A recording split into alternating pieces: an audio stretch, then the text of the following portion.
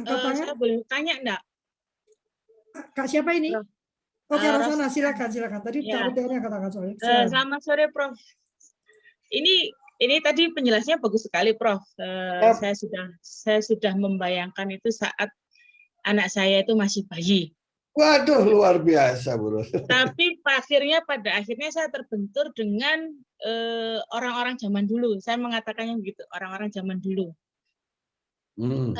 Bagaimana saya harus menyikapi untuk menjelaskan dan memberi pengertian bahwa ini masa depan yang tidak bisa dihindari, yang harus dihadapi, begitu, Prof. Siapakah orang-orang itu? Orang-orang itu adalah kakek nenek kita, terus ya orang-orang yang di atas kita, gitu. Ya, kalau itu menurut saya masalah komunikasi, Mbak. Ya, masalah komunikasi. Bagi mereka itu kira-kira kakek nenek itu apa sih yang diharapkan dari cucunya? Kalau mereka sih mengharapkan untuk mendapatkan pendidikan yang terbaik. Kalau pendidikan terbaik kan? Iya, betul. Mungkinkah Bapak Ibunya memberikan pendidikan yang tidak terbaik? Jelas nggak mungkin lah, Pak. Kalau cucunya itu datang ke kakek neneknya, ke eyangnya, sikapnya bagus, ya kan? Sering cerita, yang bisa membuat kakek neneknya bilang, waduh cucuku ini pinter-pinter ini. Udah tenang dia. Baru dia tanya, sekolahnya di mana, kan gitu ya. Nah, tetapi kalau cucunya nanti mau ketemu eyangnya aja moh gitu kan ya. Kemudian kok begitu ketemu diem aja, nggak ada komunikasi, di situ dia baru takut, Mbak. Jadi iya sederhana aja. Seperti eyang kakek saya, ayah ibu saya. Begitu ketemu ini keluarga kami lengkap nih. Anak ayah ibu saya itu cucunya ada 12. Ya, ada 12. Ada yang di sekolah formal, ada yang di sekolah informal, Mbak Lovely tahu itu. Ya. Mereka kalau ngumpul, gak ada bedanya, semua sama-sama pinter-pinter, hebat-hebat, membuat eyangnya senang.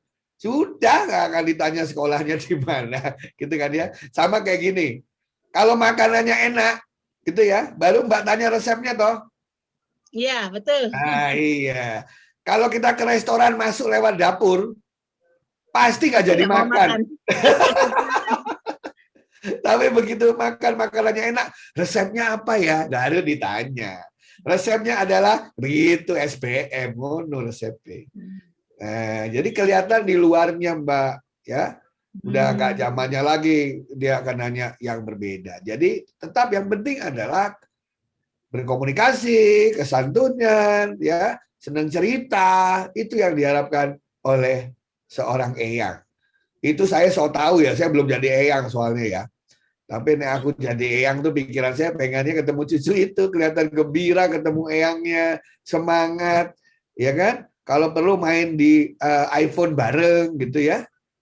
Tapi secara natural eyang itu dekat sama cucunya loh, secara natural. Benar nggak? Betul.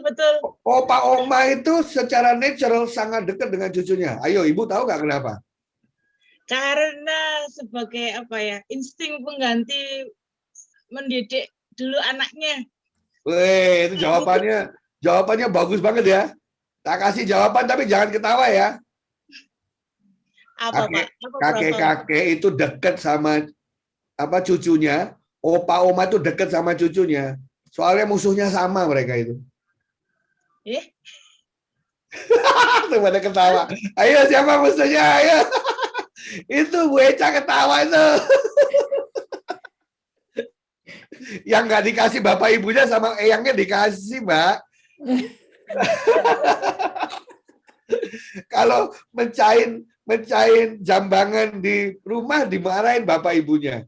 Kalau mencahin jambangan di eyangnya bilang, dari dulu eyang pengen ini pecah kok nggak pecah-pecah, katanya gitu. Jadi nggak usah khawatir, Mbak. Kalau sama eyang itu ya. Dia senang kalau cucunya senang, dia senang kalau anak-anaknya gembira. Sederhana eyang gitu.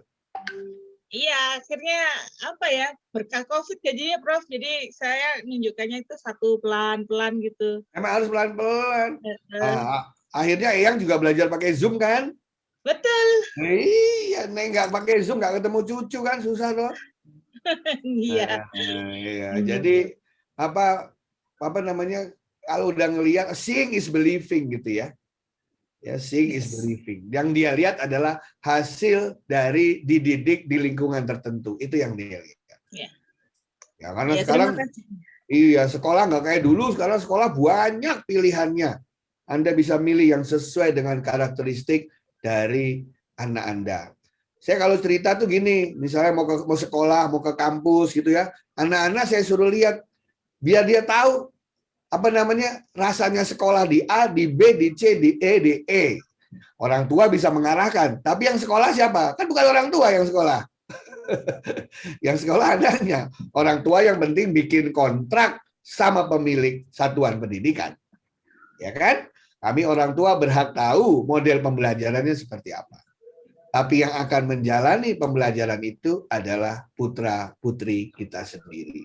Dan pasti kita akan memberikan yang terbaik untuk mereka. 4 anak saya beda semua sekolahnya di sekolah yang berbeda. Kurang lebih seperti itu. Gitu, Mbak. Iya, terima kasih, Prof. Sami-sami. Iya, memang kalau bicara pendidikanku, kita memang harus yakin dulu, sama kayak jualan ya. Harus yakin dulu memang kita pilih gitu. Jadi baru nanti orang akan terubahkan pemikirannya. Ada pertanyaan lagi, Prof. Ya. Apa mungkin pembelajaran lewat TikTok atau lewat aplikasi yang familiar buat anak-anak? Nah, buat Cik Yanti, sudah berubah, Teh Yanti. Di manakah pendidikan untuk cara berpikir kritis atau critical thinking akan mendapatkan tempat? Nah, silakan Prof. Itu jawabannya itu jawabannya itu 1 semester. Intinya begini, kita harus bedakan antara tujuan dan cara mencapai tujuan. Ya, tujuannya misalnya apa? Kita ingin anak kita kreatif misalnya. Nah, untuk bisa membuat anak-anak kita kreatif, ada 1001 metode yang bisa dipakai. Metodenya itu tergantung apa? Tergantung karakteristik anaknya, tergantung fasilitas yang tersedia di satuan pendidikannya, tergantung kemampuan guru-gurunya, ya, itu banyak. Jadi ada 1001 cara, tidak satu cara menuju situ. TikTok itu cuma satu dari ribuan cara yang bisa dipergunakan gitu. Tapi jangan dibalik gitu. Pokoknya pakai TikTok, pokoknya pakai Moodle, pokoknya pakai LMS, pokoknya pakai game. Ya nggak gitu modelnya. Tetapi tentukan dulu tujuannya apa. Kita lihat karakteristik peserta didiknya, ya, kita lihat lingkungan sekitarnya, kita lihat guru-gurunya. Nah, strateginya begini, begitu. Ngajarin anak saya yang pertama itu harus sambil olahraga karena dia senengannya olahraga, anaknya kuat di motorik. Jadi kalau saya mau tanya mengenai sekolahan, ngajarin matematika, ngajarin fisika, harus sambil main pingpong, itu anak saya yang pertama. Ngajarin anak yang kedua, lain lagi, senengannya nari, belajarlah aku nari-nari itu. Nah, sambil nari, just dance itu, sambil just dance itu terengah-engah itu nanya sekolah gimana. Anak saya yang ketiga harus nemenin main Roblox, baru ngobrol sama bapaknya. Jadi bedakan antara tujuan dan cara atau strategi mencapai tujuan itu sendiri. Demikian, Mbak Lomi. Ya, jadi tetap harus fokusnya pada tujuannya dulu, baru ditarik. Iya, betul, baru mundur dicari yang karena cara kita yang biasa lebih sibuk sama cara daripada tujuan kan. Gitu. Iya, bahkan kita menganggap cara itu sebagai tujuan kan. Nah, udah begitu. Ya. Betul. Ya. Teh Yanti masih ada di situ kah untuk menjawab pertanyaannya? Teh? Oh, Teh Yanti tinggal gambarnya doang. Di manakah cara berpikir kritis? Nanti kita lewatin ya, karena saya juga belum terlalu paham dengan pertanyaan ini. Maksud pertanyaan ini apa? Tapi saya rasa akan masuk ke dalam pertanyaan yang satu ini dari Ibu Karyatiningsih. Profesor Eko, bagaimana memprioritaskan pendidikan karakter di tengah konsumsi pendidikan berbasis high-tech atau ICT? Rata bila sudah canggih, sikap individualis, tidak peduli, egois, dan sebagainya akan mendominasi. Sekali lagi, karakter itu bukan untuk diajarkan. Karakter itu untuk mereka jalankan. Orang tua harus kasih contoh, anaknya ngikuti. Sebagai contoh ya, gimana ngajar karakter pakai handphone? Gampang. Saya pernah lakukan ini di kelas SMP, SMP kelas 1. Itu kan SMA kelas 1 pas mereka lagi pengen mencari identitas diri itu kan ya. Punya geng, punya musuh, kan gitu ya Mbak Lovely ya? Saya bilang begini, mau dapat nilai A nggak? Oh mau Pak. Kasih ke saya nama 3 orang yang dulu teman Anda, sekarang Anda musuhan sama dia.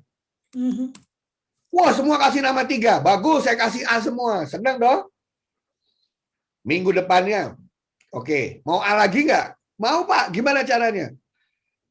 Minggu lalu kan kalian ngasih nama teman-teman yang ini, teman-teman yang Anda musuhi sekarang. Iya Pak, kasih saya alamat emailnya, nomor handphonenya, atau alamat Facebooknya. Langsung pada ngasih Bu Lovely. Pas. Dapat nilai A lagi. Oke, minggu depan ujian. Mau dapat A nggak nilai ujiannya? Mau Pak, gimana caranya? Sederhana. Semua megang handphone? Megang, bagus. Bapak kasih waktu 2 minggu. Perbaiki hubungan Anda dengan 3 orang yang berantem itu dengan cara minta maaf. Nanti Bapak akan hubungi mereka satu persatu. Kalau 3-tiganya berhasil menjadi temanmu lagi karena kamu minta maaf, saya kasih nilai A. Emang gampang minta maaf? Saya nggak ngajarin apa itu. Daripada diajarin kita harus menghargai orang, kita harus murah hati, kita harus minta maaf. Abstrak bagi mereka. Tapi ketika dengan handphonenya, Anda boleh kirim WA, Anda boleh apapun supaya hubungan kembali. Tahu apa yang terjadi Bu Lovely? 70% WA ke saya. Waduh, Prof, apa? Lega rasanya. Yes. Saya nggak pernah berpikir bahwa hanya dengan ngalah dikit tiba-tiba rasanya dunia ini menjadi baru lagi, hubungan kita lebih baik dan lain sebagainya. Sederhana, Bapak Ibu. Ya, daripada dibilang kita harus gini, kita harus gitu, ya kan? Malah nggak dijalanin gitu istilahnya. Yang kedua, di SMA kelas 3. Saya cuma minta 1. Karena kita bertemu cuma Zoom kan. 4 kali, 5 kali, oke. Pakai protokol kesehatan, pakai masker, lakukan apa? Bantu 5 orang yang tidak Anda kenal. Terserah dalam berbagai bantuannya seperti apapun. Bantu beban 5 orang yang tidak Anda kenal. Saya kasih waktu 3 bulan kok Bu. Habis itu cerita ke teman-temannya.